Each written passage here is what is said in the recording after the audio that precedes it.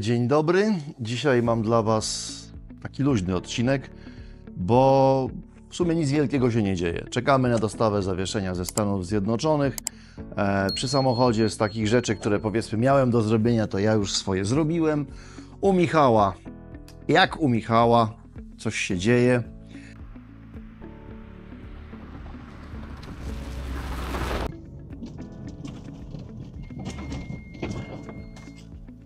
Cześć, no więc Smart, jak widać, jest już testowany w sposób taki, jaki powinien być przed wyjazdem do Afryki. Może nie jest to jego wersja finalna offroadowa, natomiast jest kilka modyfikacji, które na pewno warto byłoby pokazać. Nie są one jakieś przełomowe na pewno, dlatego że przełomowe rzeczy będą się dziać w przyszłości, natomiast coś, z czym ja sobie sam nie poradziłem, czyli przyciemnienie szyb. Ludziom niecierpliwym absolutnie nie polecam. Tutaj wjechał najwyższy stopień zasmolenia, czyli pozostało chyba tylko 5% przepuszczalności światła. No ale to w zasadzie tylko chodzi o bezpieczeństwo. Jak będziemy mieć dużo gratów w środku samochodu, to fajnie, żeby wzrok nie przyciągał uwagi na zawartość. Tutaj ta szybka, podejrzewam, że to tak troszeczkę na granicy legalności, ale to myślę, że się nikt do tego nie przyczepi. No i poza tym wpadła taka pierdółka, a mianowicie licznik, coś co podpatrzyłem od Piotrka. Szybki pokaz tego, jak działa ten mały wyświetlacz. Ja ustawiłem go sobie, żeby pokazywał mi obroty silnika, co jest raczej przydatne w sytuacji, w której ma się tak ubogiego smarta jak ja, który nie ma wbudowanego obrotomierza. On powinien być tutaj w wyższej wersji wyposażenia, tak jak jest u Piotrka. Takie dwie czułki tutaj są, które mają i zegarek, i obrotomierz. U mnie tego nie ma.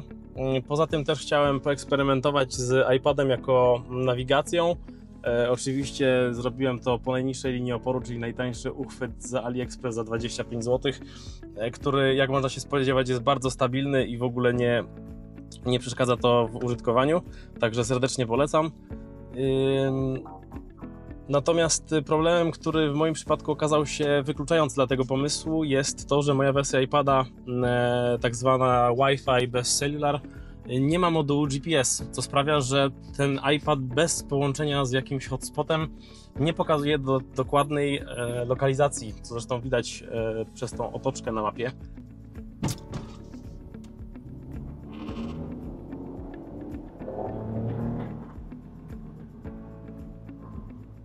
Tutaj odczyty są bardzo fajne, bardzo przydatne, także to na pewno zostaje. Poza tym oczywiście dołożyłem chiński moduł bluetoothowy, także nie ma na co narzekać. Działa fajnie, także jakieś są progresy. No i najważniejsze to pojeździć sobie trochę w offroadzie, bo ten samochód jednak został do tego stworzony, więc najlepiej go właśnie w ten sposób wykorzystywać. Mogłoby się wydawać, że służy on do jazdy po mieście, ale to jest absolutnie złe założenie. On sprawdza się najlepiej w zupełnie innych terenach.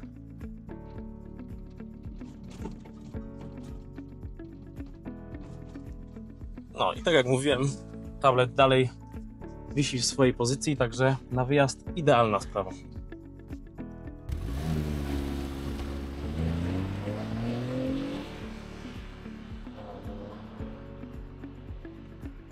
Dzisiaj będzie o szczepieniach, przynajmniej od szczepień zacznę, a co będzie dalej, to zobaczymy.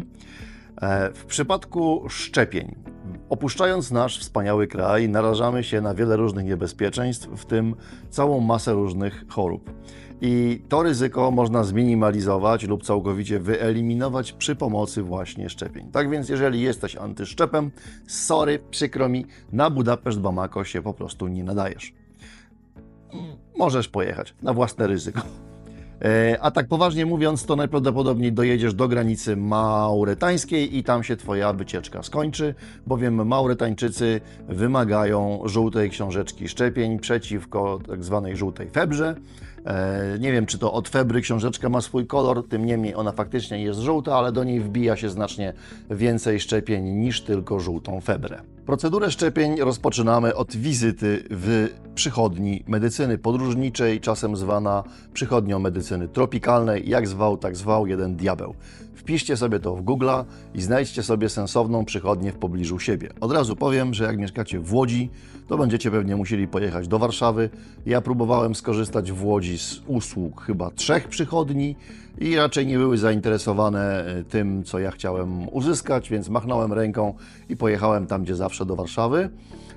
Ja akurat w Warszawie korzystam z usług, to teraz się chyba zmieniło, ale kiedyś to był Magodent na Fildorfa.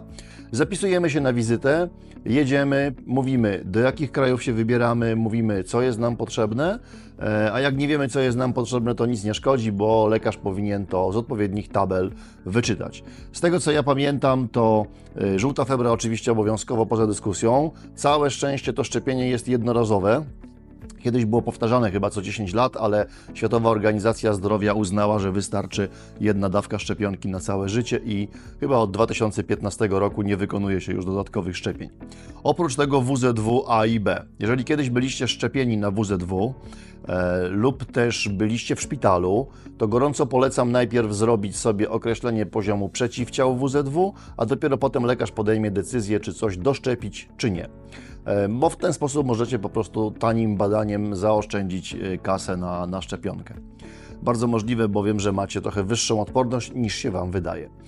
Oprócz tego dur brzuszny, błonica, tężec zdecydowanie. Niektórzy szczepią sobie jeszcze dodatkowo wściekliznę i cholera chyba jeszcze też jest zalecana dosyć mocno. W każdym razie sugeruję nie oszczędzać na szczepieniach. Będzie Was to kosztowało w zależności od miejsca, gdzie to zrobicie, od rodzaju szczepionek, jakich użyjecie, od myślę 2 do 4 tysięcy złotych. No ja miałem takiego farta, że mi państwo zafundowało, a właściwie to Wy, za co serdecznie Wam dziękuję, w swoich podatkach zapłaciliście za moje pierwsze szczepienia, bo żółtą książeczkę robiła mi armia, kiedy leciałem do Iraku w 2007 roku i od tamtej pory ją mam. Widać, jak się pięknie prezentuje, wypełniona kolejnymi szczepieniami. Ja sobie tam nawet kazałem dopisać też szczepienia covidowe, bo to nigdy nie wiadomo, czy ktoś nie będzie chciał ich sprawdzić, a tak są wszystkie w jednym miejscu. Szczepienia musicie zacząć na 3-4 miesiące przed startem, czyli powiedzmy, że początek września to jest taki ostatni dzwonek, żeby się tym zająć. Część szczepionek bowiem wymaga kilkukrotnych dawek podanych w odpowiednich odstępach czasu, żeby uzyskać pełną odporność.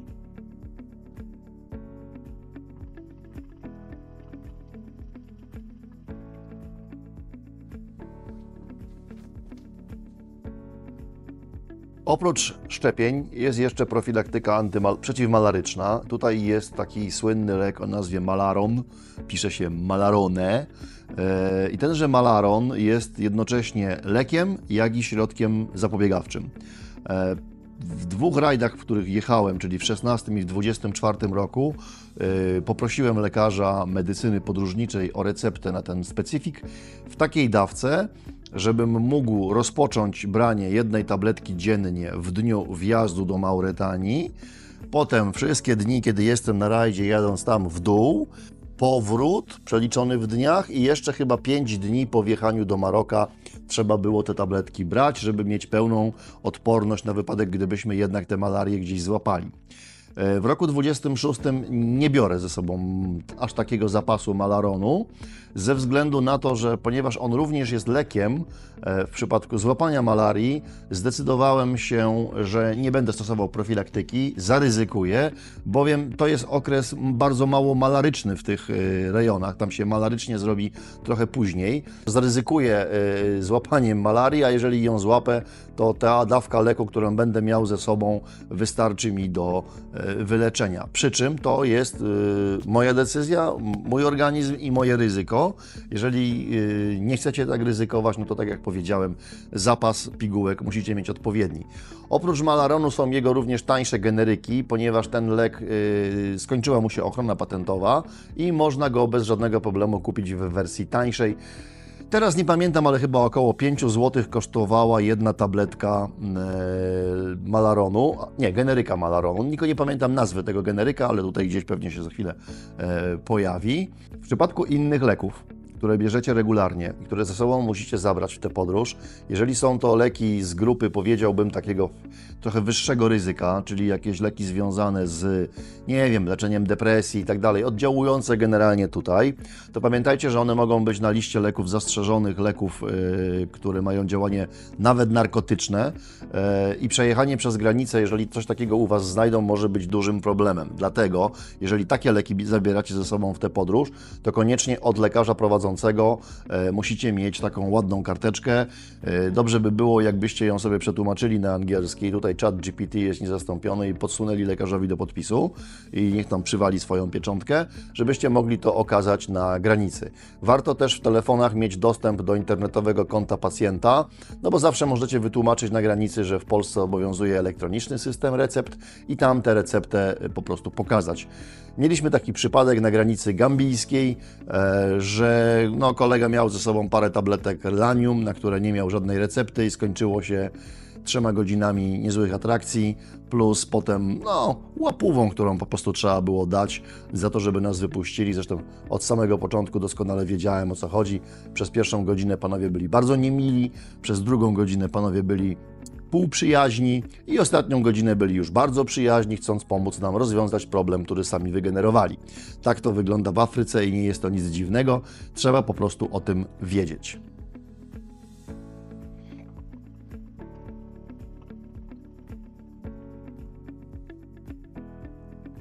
Jako że właśnie delektuję się sziszą, jeżeli są wśród moich widzów miłośnicy tegoż sprzętu, to tak tylko powiem, że bez większego problemu będziecie mogli ją sobie zapalić po drodze.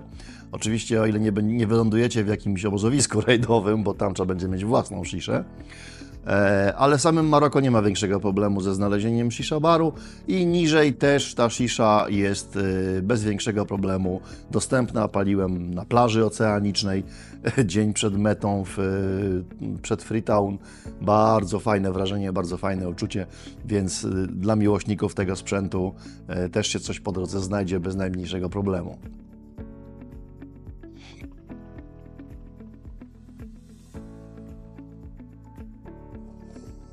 Chociaż, nie ukrywam, możecie być nieźle zaskoczeni, jak zobaczycie, jak wyglądają niektóre shisha bary. Bardzo nie przypominają europejskich. Byliśmy w takich, które wyglądały jak naprawdę wysokiej klasy mordownia, ale żyję, wypaliłem shiszę, nic się nie stało. Ja takie miejsca osobiście lubię. Zabrałem kolegów do baru z sziszą i generalnie nora straszna. Ludzie, jak sobie pomyśleć, gdzie ja wchodzę, żadnych szyldów, niczego, jakieś schody do jakiejś klatki takiej obskurnej, zresztą wyszedłem stąd. Tu jest targowisko, wielki plac, przepiękne miasto, a bar z sziszą, a bar z sziszą jest tutaj. W Maroko są one dość zabawne, bo jest to kraj muzułmański, więc nikt tam nie pije alkoholu, siedzą, piją wodę, palą sziszę i oglądają mecze, bo to jest właściwie chyba ich jedyne hobby z tego, co widziałem. W każdej knajpie wiszą wielkie telewizory i lecą ciągle jakieś mecze. Kiedy bym nie był w Maroko i gdzie bym nie poszedł, rzadko można spotkać coś innego na ekranie tamtejszych telewizorów niż zieloną murawę i 22 ganiających piłeczkę panów. Jak daleki wyjazd, to oczywiście jeszcze łączność z bazą, którą mieć trzeba, a przynajmniej się chce mieć. W 2016 roku pokrycie sygnałem telefonicznym terenów, przez które wtedy jechaliśmy, czyli Maroko, Sahara Zachodnia i Mali, było dość kiepskie. W roku 2024 było super, przy czym no, nie byliśmy wtedy w Mali, tylko dalej Senegal, Gwinea. I teraz powiem Wam, jak to wygląda w Maroko. W samym Maroko jest operator, który się nazywa Maroc Telecom i Maroc Telecom jest siecią, która ma chyba najlepsze pokrycie w całym Maroko i teraz dostępne są pakiety 5-gigowe, 3-gigowe, 2-gigowe, ale tam też cały czas to się zmienia, więc podejrzewam, że w 26 mogą być również większe dostępne, co polecam. Jeżeli jedziecie w dwie strony, to polecam kupić kartę Maroc Telecom z jak największym pakietem i bardzo ważna rzecz, Po włożeniu jej do telefonu i skonfigurowaniu, bardzo możliwe, że ten pan, który będzie Wam tę kartę sprzedawał, dlatego polecam zrobić to w salonie, wprowadzi w Waszym telefonie jakieś dodatkowe ustawienia. Warto sobie je zanotować na kartce, bo tę kartę potem wjeżdżając do Mauretanii wyjmiecie z telefonu, schowacie na drogę powrotną, a za moment kupicie kartę mauretańską i będziecie konfigurować kartę mauretańską. Potem w drodze powrotnej, kiedy włożycie ponownie kartę marokańską, jeżeli byłaby konieczność wpisania tych dodatkowych ustawień, to tak jak powiedziałem, warto je mieć zapisane, bo pana już wtedy nie będzie, jak będziecie wracali. Wjazd do Mauretanii to konieczność kupienia kolejnej karty SIM. I tutaj zaczyna się problem. Na granicy nie za bardzo jest zasięg i te karty sprzedają tacy dziwni panowie, których kiedyś w Polsce nazywaliśmy konikami. I konik, sprzedając Wam kartę, jej nie skonfiguruje. Mało tego, ta karta nie będzie działała, bo tam jest problem z zasięgiem. Najbliższe miasteczko, w którym można kupić kartę SIM, jest chyba około 150 km od granicy, 150 albo 200, teraz nie pamiętam. I w tym miasteczku są chyba 2 takie mini salony Mauritela i tam tę kartę można kupić. Chaos nieziemski. Śmierdzi wszystkim, co możecie sobie tylko wyobrazić. W sklepie z kartami SIM jest tylko jedna karta SIM i do tego musi być zarejestrowana na mieszkańca Mauretanii, więc trochę rzeźbimy, żeby to uzyskać, może nam się uda. Jak tam, panie kolego? Sakramentka gorąco. Jest gorąco, jest luty. Musisz cierpieć. Od razu mówię, karta musi być zarejestrowana na lokalnego mieszkańca, więc pan, który będzie ją Wam sprzedawał, zarejestruje ją zapewne na jakiegoś przypadkowego kolesia. To nie ma dla Was żadnego znaczenia, dla Was jest ważne, żeby karta działała. Też pakiety nie są oszałamiające, chyba największy był 2,5 giga transmisji danych, ale oczywiście, tak jak powiedziałem wcześniej, w 26 mogą być one już większe. Kartę mauretańską też oczywiście, tak jak jest w przypadku marokańskiej, jeśli wracamy na kołach, notateczka, takie ustawienia były wprowadzone i tak dalej i mamy tę karteczkę zabezpieczoną. No i co, jedziemy dalej w dół, pokonujemy całą Mauretanię, dojeżdżamy do Senegalu. Co robimy? Szukamy pierwszego punktu, gdzie Orange sprzedaje karty. I teraz tak, w Senegalu jest bardzo dużo punktów z tabliczką Orange, Orange, Orange, ale one nie sprzedają kart, tylko same do ładowania, więc tam sukcesu nie odniesiecie. Trzeba poszukać takiego salonu, który sprzedaje właśnie karty SIM. Pakiety były największe, chyba nawet 7-gigowe i ten 7-gigowy pakiet całkiem fajnie nam się sprawdzał. Podobna sytuacja, jak wracamy na kołach, będę powtarzał do upojenia, tak, to sobie znotujemy wszystkie ewentualne ustawienia, jakie trzeba było wprowadzić do telefonu, do tej karty. W samej Gwinei, kiedy opuszczamy już Senegal, my nie zdecydowaliśmy się na kupowanie kart SIM ze względu na to, że to jest kraj, który jest rządzony przez juntę wojskową. Jest tam blokada informacyjna bardzo duża, wszystkie sieci społecznościowe są zablokowane, nie ma możliwości z nich korzystania. Pakiety są malutkie, punkty, gdzie można kupić kartę, są rzadkie, więc po prostu machnęliśmy ręką i stwierdziliśmy, 2 dni przeżyjemy bez internetu. Po prostu nie było sensu kupowania karty gwinejskiej. Natomiast wjeżdżając do Sierra Leone nie ma żadnego problemu z kupieniem karty. Można zrobić to od razu na granicy. One tam są od razu gotowe do działania, skonfigurowane, wszystko jest super. I tam są bardzo duże pakiety, nawet są takie chyba pakiety no limit na 30 dni, gdzie po prostu korzystamy z internetu do upojenia niemalże. Dopiero chyba po przekroczeniu jakiejś grubej paczki ten internet nam zwolni, ale cały czas będzie dostępny. I jak wyglądają te pakiety, już Wam mówię. A więc w Sierra Leone sieć nazywa się AfriCell i pakiety są do 4,5 GB na 30 dni, ale tak jak mówiłem, my już tam wtedy w 24 braliśmy jakieś pakiety no limit. Ja już nie pamiętam teraz szczegółów, ale one faktycznie nie miały żadnych większych ograniczeń poza zdławieniem prędkości. W drodze powrotnej robimy tak. Wyjmujemy karty, które już nie są nam potrzebne. Jeżeli zostały na nich jakieś dane, a jedziemy w rajdzie w tak zwanym pierwszym terminie, to sobie te karty mimo wszystko zostawiamy. bo jest duża szansa, że w drodze powrotnej spotkamy jadący w dół drugi rajd. No i wtedy na stacji benzynowej można od razu pohandlować. W zeszłym roku udało nam się te karty wymienić za to, co się nam kończyło, czyli wtedy akurat wchodziło o, że tak powiem, wysokie procenty, których mieliśmy już mało, a ci, co jechali w dół, jeszcze mieli spory zapas. Więc karty po prostu możemy, albo po prostu możemy te karty oddać w gratisie następnym zawodnikom. Alternatywą dla kupowania lokalnych kart, i to jest alternatywa, która jest nowością i zamierzam z niej skorzystać w roku 2026, to jest Starlink. Zabieram ze sobą swojego własnego Starlinka, bo mieliśmy okazję pokorzystać ze Starlinka, którego miał jeden z kolegów na rajdzie, i ten Starlink działał bez najmniejszego zarzutu. Na zwykłym planie w drodze, który kosztuje tam chyba około 400 zł, był dostępny internet na całej trasie rajdu. Załogi, które jechały w 2025 roku, zabrały ze sobą kilka Starlinków i też wszystkie raportowały, że nie było żadnego problemu z transmisją danych. Była dostępna ona na całej trasie rajdowej, którą przejechali. Jechali wtedy co prawda do Gambii, ale mówię, z 2024 roku wiemy, że działało to też w Gwinei i w Sierra Leone. Więc odpada nam wtedy kupowanie jakichkolwiek lokalnych kart, odpada nam strata czasu z tym związana. Jaka jest wada? No wada jest taka, że Starlink musi być włączony i musimy być cały czas, powiedzmy, w pobliżu Wi-Fi, które nam Starlink daje. W przypadku karty SIM włożonej do telefonu możemy sobie pójść gdziekolwiek, bo sam telefon jest terminalem. No ale to taka, powiedzmy, drobna niedogodność. W zamian mamy jednak możliwość korzystania z internetu szerokopasmowego wszędzie, bez żadnych ograniczeń. Żaden lokalny kacyk nie ograniczy nam sociali czy innych danych, które chcemy odbierać, wysyłać.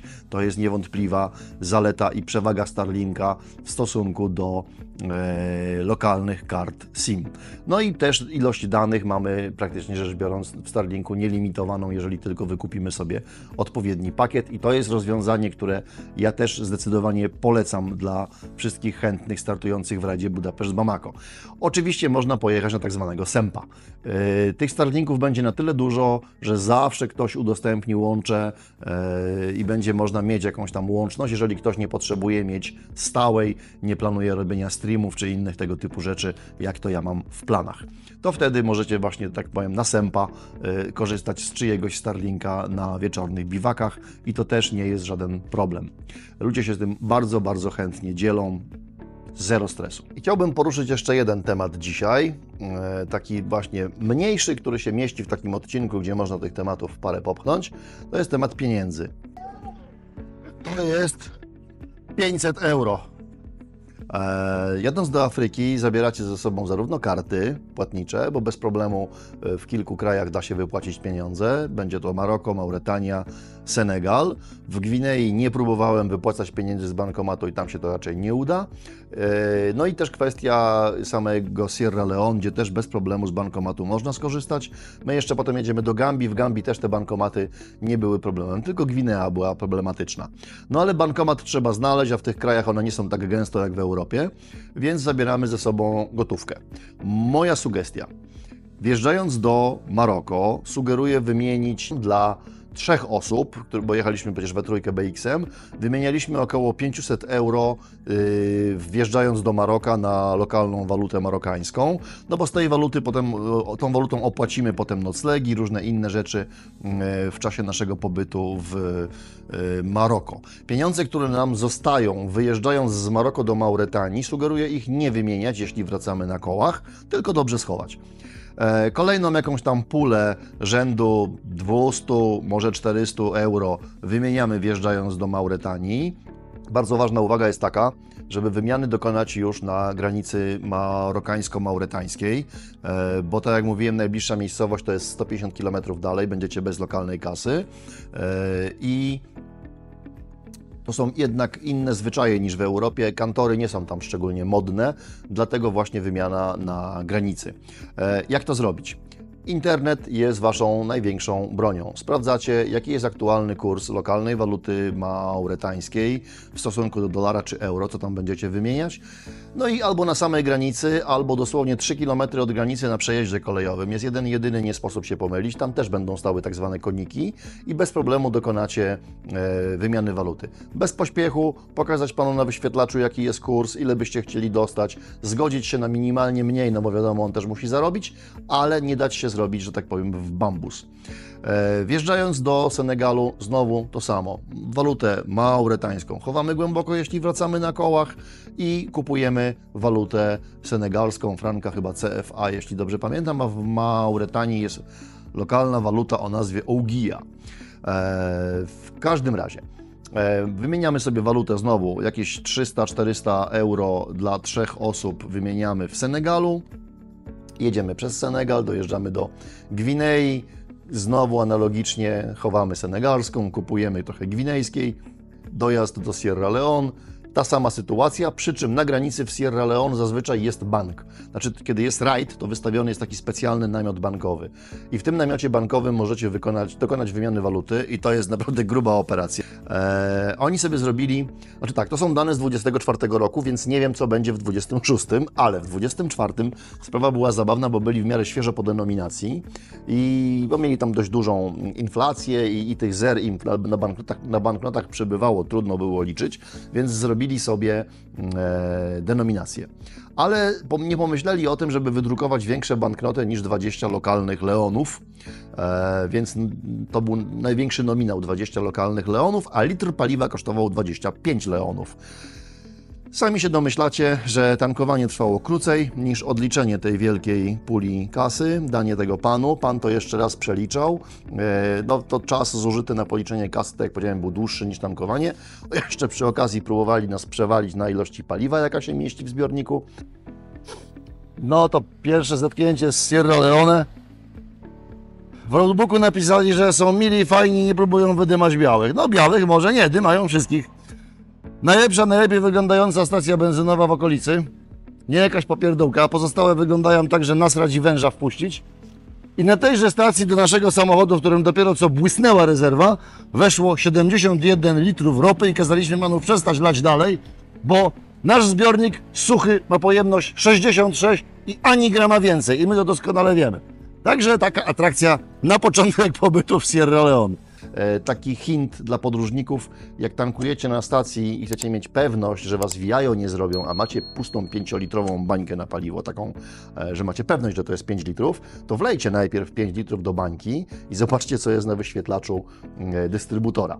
A dopiero potem tankujcie samochód, no bo ewentualnie będzie można od razu pana wziąć za łeb, jeśli wam do 5-litrowej bańki wejdzie 6 litrów, tak? Albo 5,5. No, to tak to wygląda, jeśli chodzi o walutę i tankowanie. W drodze powrotnej, wyjeżdżając ze Sierra Leone na granicy, wtedy już znowu odczytujemy sobie kurs lokalnych leonów i jaki jest kurs waluty gwinejskiej. Wymieniamy, już wtedy wszystkie leony się pozbywamy, bierzemy tylko walutę gwinejską, przejeżdżamy przez Gwineę, znowu pozbywamy się waluty gwinejskiej na granicy senegalskiej, ewentualnie sobie jeszcze uzupełnimy trochę senegalskiego towaru, żeby mieć więcej, lecimy na granicę mauretańską, pozbywamy się franka CFA, dokupujemy Ouguiya, jeśli będzie potrzebna i tak dalej, i tak dalej. Co ważne, 50 euro kosztuje wiza mauretańska w drodze powrotnej i to trzeba mieć 50 euro, znaczy zalecam mieć 50 euro. Tak samo w ogóle zalecam mieć dużo drobnych euro i dużo drobnych dolarów ze sobą, bo w jakiejś tam ostateczności zawsze można zapłacić walutami międzynarodowymi. Warto mieć ze sobą drobne banknoty euro i drobne banknoty dolarowe, co kto woli. No, obie te waluty są tam powiedzmy mniej więcej uznawane. Na pewno funty brytyjskie nie są popularne, więc możecie ich ze sobą nie zabierać. I cóż, myślę, że na dzisiaj to byłoby tyle z rzeczy, które chciałem przekazać, z takich drobiazgów podróżniczych, które mogą być istotne, żebyście wiedzieli, jak się przygotować, jeżeli chodzi o szczepienia, karty SIM do łączności i lokalne waluty, żeby można było przeżyć. Dzięki i do zobaczenia za 7 dni.